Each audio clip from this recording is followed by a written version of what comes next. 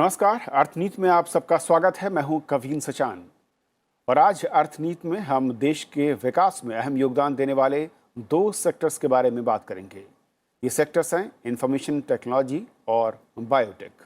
सबसे पहले बात इंफॉर्मेशन टेक्नोलॉजी यानी कि आईटी सेक्टर की। 2019 में भारत की इंफॉर्मेशन टेक्नोलॉजी और बिजनेस प्रोसेस मैनेजमेंट इंडस्ट्री का आकार $177 बिलियन का था। 2025 तक ये $350 बिलियन का पहुंच सकता है।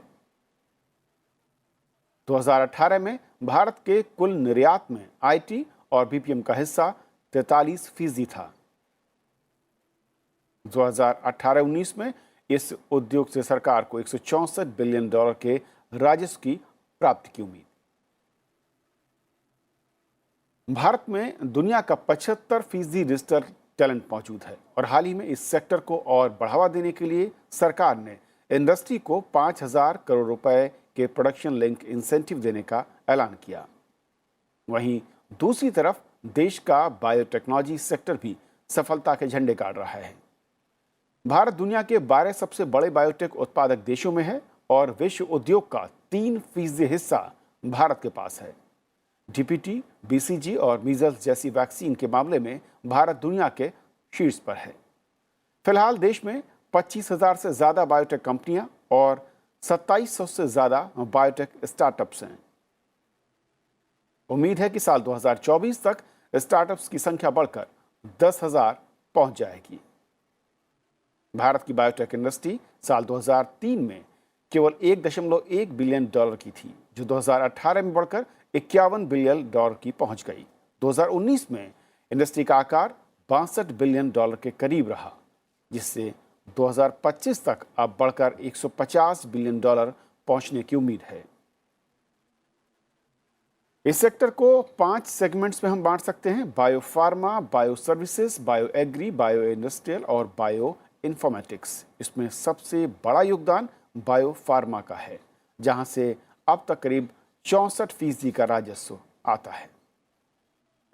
और हमारे साथ इस महत्वपूर्ण मसले पर बातचीत करने के लिए दो खास मेहमान मौजूद हैं। हमारे साथ हैं डॉक्टर अजय डारा साहब, को चेयर हैं आईसीटी और डिजिटल इकोनॉमी कमेटी फिक्की से। आपका स्वागत है। और हमारे साथ पंखुड़ी दत्त हैं, जो कि नीति आयोग में हैं, सार्वजनिक नीति सलाहकार हैं। आपका भी पंखुड़ी बहुत बहुत स्वागत। शुरुआत अजय जी मैं आपसे करना चाहूँगा कि अगर मैं सबसे पहले इन दोनों ही सेक्टर्स की ग्रोथ को देखें पिछले करीब 1.5 दशक में, जो ओवरऑल इकोनॉमी है, और अब इसके पोटेंशियल को देखें, जो फ्यूचर के सेक्टर्स या सबसे ज़्यादा कोर सेक्टर के तौर पर इन्हें आंका जा रहा है, तो क्या आपका आकलन है? देखिए, बहुत बहुत धन्यवाद इस चर्चा के लिए। इम्पोर्टेंट विषय है और हम अगर इसका जीडीपी में कंट्रीब्यूशन देखें आईटी सेक्टर का, तो एक बहुत ही बड़ा कंपोनेंट अब ये होने जा रहा है। Every year we are growing and we are likely to reach around 13% on the contribution in the GDP. It's a huge. We were at nowhere in a decade before, we were less than 1%। अगर अपन इसको देखें IT sector को, तो एक 5 principles हैं, इसके core components हैं IT industry के, जिनको मैं बताना चाहूंगा। ऑनलाइन बिजनेस, जिसको अपन ई कॉमर्स बोलते हैं, आईटी सर्विसेज, आईटीईएस, जिसमें बीपीओ, केपीओ वगैरह आते हैं, सॉफ्टवेयर प्रोडक्ट्स, जिसके अंदर हम टैली है, वीडियो मीट है, माइक्रोसॉफ्ट ऑफिस है, this kind of products are software products, and hardware. These all components are progressing well in the country. हम लोग उस तरफ बढ़ रहे हैं, हमारी तरफ निर्यात हो रहा है, बना रहे हैं, और आत्मनिर्भर भारत की तरफ, इन सब चीजों में ही हम बढ़ रहे हैं। Before I speak about the more contribution, IT industry in India has seen an unparalleled growth since last 1 decade. We all will agree. Initiatives of Government of India and state governments have done a major effort. Liberalization of external trade, elimination of duties on imports of information technology products, setting up EOUs, STPI, relaxation of control on both inward and outward investment. All things have really helped us to achieve this, what we are trying to achieve. And this is just a start.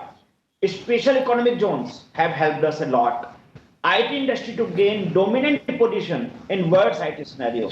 We can say that the IT industry is maturing over the years and has proved to be a very big major contributor and a global strength for the country like India. It has helped us to emerge as a real global force for India's ever increasing competitive and demanding environment. And without that, you would agree, we could not have even dealt with the pandemic we are dealing with today. Yes. This is very, very important and key strength which has helped us to sail better than any other in the world. Okay doctor Ajay, लेकिन मैं अगर sector wise जो मैं दो core sector की जब हम बात कर रहे हैं, आईटी अगर आज से 15 से 20 साल पहले हम जब देखते थे तो फ्यूचर का सेक्टर कहा जाता था और उसकी हिस्सेदारी को लेकर हम ज़्यादा चिंतित थे। और आज हम देखते हैं इस सेक्टर को, तो ख़ासतौर पर जिस तरीके का रोल रहा है और जिस तरीके की ग्रोथ, न सिर्फ भारतीय इकोनॉमी में इसकी हिस्सेदारी को देखूं, बल्कि दुनिया भर में जो भारतीय प्रोफेशनल्स हैं, भारतीय कंपनियां हैं, उनको योगदान को अगर समझें तो बहुत महत्वपूर्ण ये हो जाता है कि आज हम शायद इस सेक्टर में एक बड़ी हिस्सेदारी के साथ खड़े हैं और टॉप 5 में नजर आते हैं।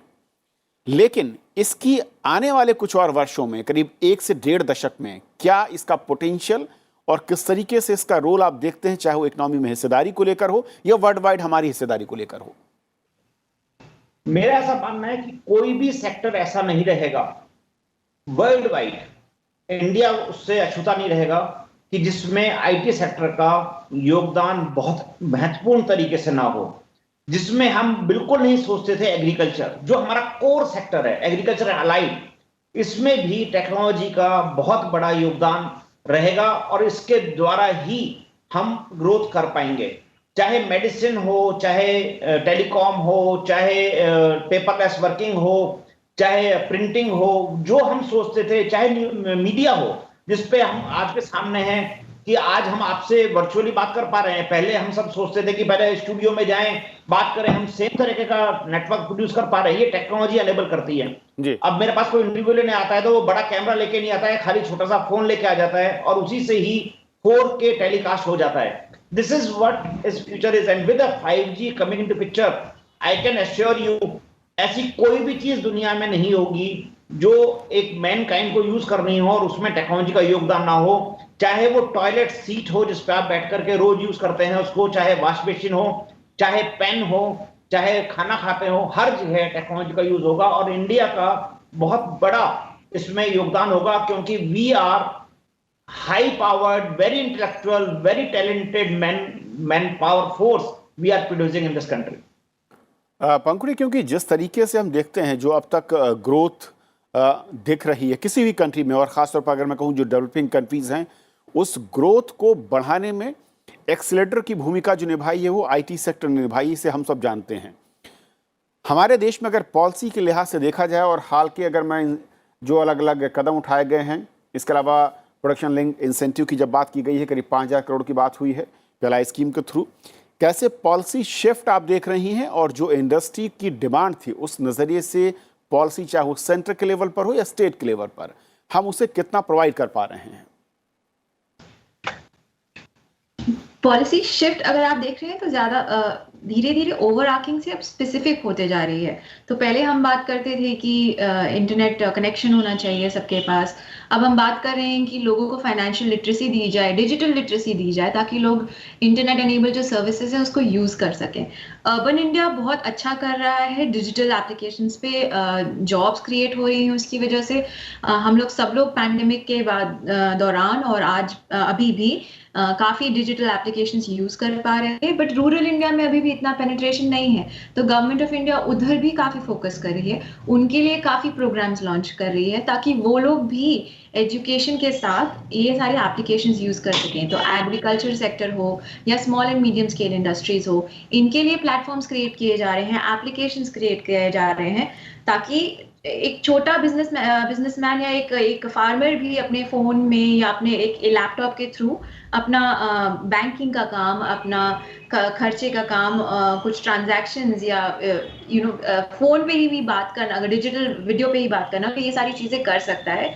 तो स्टेट और सेंट्रल लेवल पे भी आप देख रहे हैं इनिशिएटिव स्पेसिफिक यूजर्स की तरफ जा रहा है, एनकरेज करने के लिए, ताकि और लोग आके डिजिटल प्लेटफॉर्म्स का यूज कर सकें। अजय जी, क्योंकि जब हम इस सेक्टर को देखते हैं और दो तरीके से इसमें ग्रोथ दिखती है, एक तो मैं कहूँ कि अगर विद इन कंट्री की बात करें, और दूसरा है एक्सपोर्ट के लेवल पर, वहाँ पर भी आंकड़े काफ़ी अच्छे नज़र आते हैं। और 2030 तक जो है वो कहा जा रहा है कि करीब जो ओवरऑल है वो 10,000 अरब डॉलर की बात हो रही है, जब हम मैन्युफैक्चरिंग ख़ास तौर पर की जो भूमिका है आईटी में ही, वो एक बड़ा योगदान हो सकता है। इंडस्ट्री के नज़रिए से अगर आप देखें और इस हम अगर बेंचमार्क को या इस टारगेट को अचीव करना चाहते हैं, जो पॉलिसी शिफ्ट इस वक्त है या जो इनिशिएटिव्स गवर्नमेंट्स की ओर से दिए जा रहे हैं अलग अलग स्टेट या सेंटर में, वो कितने सफिशिएंट नज़र आते हैं, और आगे के लिए क्या आप लोगों को लगता है कि इंडस्ट्री की डिमांड है? देखिए, बहुत सिंपल सी बात, आपने नंबर्स दिखाए हैं हमको स्क्रीन के ऊपर। We are likely to be and by 2025 we will be $350 billion industry. It indicates what? It indicates that we are supposed to cover all those sectors which I mentioned in the beginning, that we are going to be improving in ITES, software products, hardware, and of course this all cannot be done by walls and the land. It has to be done by the mankind. It has to be done by human beings. And this is what the employment is. When the employment is going to be available for more and more people, we are likely to get a lot more technological advantages and a lot more protection services coming out of this country, and a very impactful solutions which can make an impact to the mankind. If you see our Aadhaar card implementation or a UPI implementation, which are mind-blowing implementation, one of its example in the world, which have changed the life of many people. And as I said, I may be repeating that these are things have helped us to fight the biggest disasters of the thing which are seen like pandemic, and we are able to deal with them because we have the framework and fundamentals in place. So I have no doubt that we are going to be a much bigger in technology.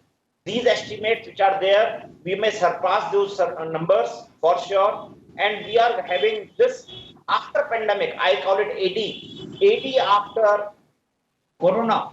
India is going to actually leapfrog from where we are in a much more sharper way, much more longer jump, and we are going to have a much better result, because we know China is not going to be like China is the competition, and it is going to get a big hit from the whole world, and we will get an advantageous position as a country, so that we have the entire marketing also opening up. We are welcome, and we are going to probably impact lot more than what we have done in the past.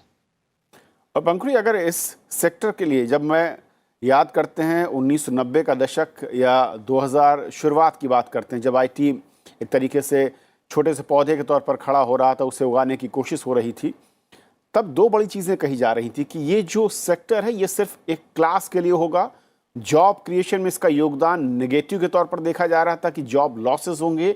लेकिन आज जहां पर खड़े हैं तस्वीर बिल्कुल उलट दिख रही है। किस तरीके से इसने रूरल इंडिया या फिर मैं कहूं कि जो और दूसरे ऐसे क्षेत्र हैं जहां पर एजुकेशन लेवल या फिर जॉब क्रिएशन ना के बराबर थे, वहां पर इसकी भूमिका आगे किस तरीके से और नजर आने वाली है? शुरू में ही बोलना चाहूंगी कि अगर आप टॉप 3 इंडियन आईटी कंपनीज को देख लें तो सेकंड क्वार्टर में साल के उन्होंने प्रॉफिट रजिस्टर किया है। उन्होंने एक कंपनी ने तो इनफैक्ट सैलरी रेजेस भी अनाउंस किए हैं अपने एम्प्लॉयज के लिए। तो एंड हमारे जो सर्विसेज एक्सपोर्ट होते हैं, जो सर्विसेज प्रोवाइड करते हैं, उसके 75% एक्सपोर्ट होता है, 25% डोमेस्टिक सर्विसेज के लिए है। और इस पैंडेमिक ने पूरे विश्व को अफेक्ट किया है, फिर भी उसके बावजूद हमारी कंपनीज ने प्रॉफिट रजिस्टर किया है और हमारे लोगों को सैलरी हाइक मिल रही है आज के डेट पे। तो ये बताता है कि हम लोग कितने इंटीग्रेटेड हैं ग्लोबल इकोनॉमी से, और इंडियन आईटी सर्विसेज कितना इंपॉर्टेंट रोल प्ले करती है विश्व के आईटी इंडस्ट्री में। और सबसे बड़ी बात जो इंडिया में कही जाएगी कि आईटी ने सिर्फ बैंगलोर, बॉम्बे, दिल्ली जैसे सिटीज़ को तो काफ़ी ग्रोथ दिया ही है, लेकिन टियर 2 सिटीज़ में भी ये जॉब क्रिएट कर रही है। इनफैक्ट हमारी एजुकेशन लेवल्स की वजह से, इंग्लिश एजुकेशन एक्सपोजर की वजह से और टेक्नोलॉजी एजुकेशन लेवल्स की वजह से हमारा रूरल वर्कफोर्स को भी आसानी हो रही है IT enabled सर्विसेज यूज करने में और उस पे उन सर्विसेज को कंट्रीब्यूट करने में। तो काफी स्टूडेंट्स हैं जो अब IT क्षेत्र में काम करते हैं, क्योंकि बहुत सारी पॉलिसी एनवायरनमेंट क्रिएट कर दी है, जिसकी वजह से हम लोग आसानी से ऐसी सर्विसेज प्रोवाइड भी कर सकते हैं और इनको यूज भी कर सकते हैं। ओके, अब मैं आता हूँ दूसरे एक महत्वपूर्ण सेक्टर में जो है बायोटेक्नोलॉजी का सेक्टर। और अजय जी, अगर मैं शुरुआत आपसे करूँ इस सेक्टर को लेकर, क्योंकि एक ऐसा सेक्टर है जिसपे संभावनाएं असीम हैं और जिसका एग्जाम्पल हमें फिर जो आप लोग बार बार इशारा कर रहे हैं कि इस महामारी के दौरान हमने देखा है कि क्या पोटेंशियल है और उसकी किस तरीके से इसका दायरा हो सकता है। अगर आज के दौर में हम इंडिया के योगदान को देखें, यहाँ पर जो बायोटेक्नोलॉजी में है, वर्ल्ड में करीब 3% के आसपास हमारी हिस्सेदारी है। ये हिस्सेदारी किस तरीके से, कितनी मजबूत दिखती है आज के हमारा जो एनवायरनमेंट है, और इस हिस्सेदारी को हम कहाँ तक पोटेंशियल जो हमारा है हम ले जा सकते हैं, और उसके लिए हमें क्या एनवायरनमेंट चाहिए होगा? एनवायरनमेंट हमारा बहुत सुधर रहा है कविंद्र जी, अगर आप देखेंगे, और we have come a long way. It is not the end for sure. We have to go further. Before I come to the biotech, I wanted to add one point related to the employment and IT implication.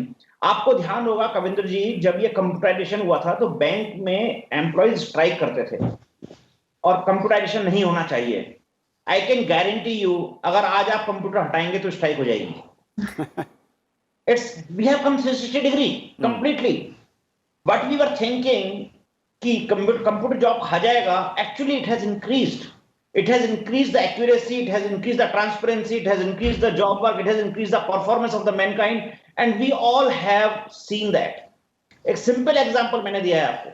So now it has become a part of our life. We cannot believe and cannot assume that without this technology we can progress as a developed nation, as a developed human being, if I can say that. Same thing comes to the biotech. We have our Department of Biotechnology, right? In Government of India, large budgets. We think that this is also going to make a huge difference, not just in India but also to the world.